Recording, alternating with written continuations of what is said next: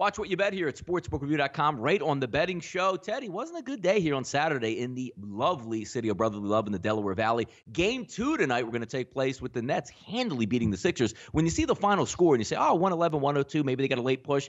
This was a Nets game from just, about maybe 2 to 3 minutes left in the first quarter, all the way through the rest of the game. Had that almost as high as, I believe, as 20 points. And that one, Sixers coming back heavy favorite again. -8 total, 226. Moneyline split plus 298, -341. Joel Embiid going to be questionable for this game, hobbled the entire time. Not liking what we see. And in the NBA, look, it's not a must-win game, even though it is game 2. You want to win this game. But taking a look at just what you saw with the Sixers and now being favored by that same amount, boy, it doesn't look too good for the Sixers right now, Teddy. Well, if the Nets come out and play as well as they did the other night, Philly's in trouble. The question is, of course, whether the Nets are going to be capable of coming out and shooting the way they did. I mean, Philly was 3 for 25 from three-point range in game 1. I would expect them to shoot at least a little bit better from beyond the arc today, potentially much better from beyond the arc. They got booed off the floor. Ben Simmons not happy about that. If you're going to boo, then stay on that side. Meaning stay on the little area where your opponent's fans are in that contest. And of course, the on-court / off-court controversy with Amir Johnson looking at his cell phone, captured by the TV cameras looking at his cell phone, and then saying, hey, I was checking an update on my sick daughter. Give me a break. There's something to be said for that. Nonetheless, it is a distraction for Philadelphia. So is Embiid's situation. Embiid's still officially listed as questionable tonight. We expect him to play. Philly expects him to play. The market seemed to expect him to play. If he doesn't play, I would think this line would go down in a hurry. The Nets, good road dogs all year. Obviously, you talk about what they did in game 1. D'Angelo Russell having a real strong game. Carlos LeVert coming off the bench and pouring in 23. Spencer Dinwiddie. I mean, that trio, Russell, LeVert, Dinwiddie, they gave Philly fits off the dribble all game. They got open looks from three-point range, and they buried them. It's going to be a problem for Philadelphia if they cannot solve it for game 2. Russell, quote, we got the right pieces to keep it going. Kenny Atkinson, Nets head coach, we weren't rattled. You're afraid with this crowd and the team they have, and that they're going to knock you out of the box quick. I thought we kind of took a couple of punches from them, took a couple of runs, and still kept our composure. That's big progress for us. Like I said before, earlier in the season, we just wouldn't have had the composure to close a game like that out. You talk about how Philly's going to change their game plan tonight. Here's what Embiid said, quote, we've got to be extremely physical. Hopefully I'll feel better and get a couple more of my athletic abilities so I can be down on the block. But that's just got to start. Just be physical, starting with me. Jimmy did a great job attacking. We couldn't back him up Monday, so we've got to do a better job. That physical play has the potential to take the Nets off of their game. Very interesting to see how the refs call this one. If they're letting them play physical, probably advantage Philly. Yeah, here in Philadelphia, Teddy, Brett Brown is absolutely under siege on Sports Talk Radio. So big night tonight in Philadelphia. We'll certainly watch it. But late night West Coast action, Clippers and the Warriors, -13.5 as we just previewed their total of 234. Moneyline split plus 875, -1300. 10:30 tonight live from Oracle Arena out there in Oakland. Clippers are 45-37 against the spread on the season. 16-23, Teddy, against the spread as a dog, and 13-15 against the spread on the road. Golden State, hey, look, we've talked about it all season long right here on that betting show. 36-46 against the spread on the season.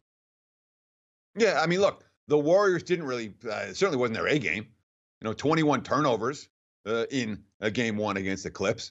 Kevin Durant got ejected in that contest, but their defense was excellent throughout. A ton of shots, but they had 14 blocks. They really did a nice job on the perimeter, shutting down the Clips. It was rough for LA, and a lot of it. I mean, there was that one stretch right before halftime where the Warriors went on a big run, and then the LA was trailing by double digits throughout following that contest. But at the same time, I mean, it's a Golden State team.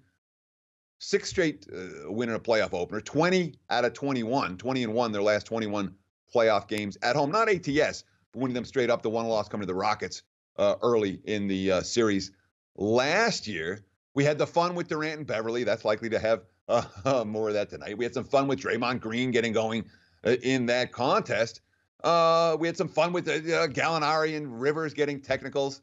The quote from Rivers stands out to me. Quote, they deserve to win. We made too many mistakes. We can't lose our composure when we're giving up a free throw rebound because we forget to block out because we're complaining. but we've got to have a fighting chance here. It's just got to be consistency. I've said this before. It's an emotional game, just like the players can lose their emotion, their composures. Coaches do it all the time. Officials can't.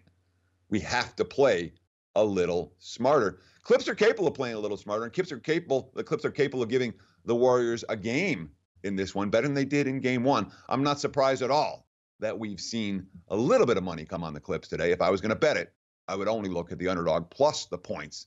Golden State off a blowout win. They haven't been stringing too many of those together at any point in 2019. Yeah, it should be fun to watch Kevin Durant and Patrick Beverley get after it again. But how about this in Philadelphia? 2 aces on the mound, but 2 teams yesterday that had to expend some energy. Not necessarily winning the ball game overall, but Phillies go 14 innings. And then we talked about it last week, Teddy, that little sludginess that you get on a Sunday night game where you then travel on the road and go to another city. Those are going to take place tonight. It's going to be Syndergaard and Nola on the mound. Phillies favored by -115, total of 7.5. Also keep in mind in Philadelphia tonight, Teddy, about 50, 55 degrees and 20-mile-an-hour swirling winds. Should be a fun one to watch here. Hey, you got a doubleheader here in Philadelphia that we're going to talk about tonight, Teddy. Sixers right across the street from the Phillies. See what happens. Yeah, but the games are being played at the same time, so it's not a real doubleheader because you can't go to both. The real doubleheader, you can go to both. Down there. Yeah, and so in theory, it's 2 aces here. Nola versus Syndergaard, and yet Nola's got an ERA of 6.5 so far this season, and Syndergaard finally had a streak of dominant outings ending with his last starting. We have 2 bullpens that are a little bit hard to trust. The Phillies bullpen pitched very well in Miami, but they used it all up. 14-inning marathon in that ball game. The Mets bullpen had been decent and then had a rough series in Atlanta. They won the first 2 games, and the back 2 games were nasty, and the bullpen wasn't good, and the lineup didn't get hits and all of that. So it's a fascinating game. It's not one that I'm even close necessarily to betting on. Nola's owned the Mets. Syndergaard has had a good track record against Philly. I'm not excited about laying a price in this contest. At the same time, do I want under? No, not with the bullpens. Do I want over? No, not with the starters. Do you try? It's a tough game. It's a fascinating game to consider, but not one that I'm even close to making a wager on.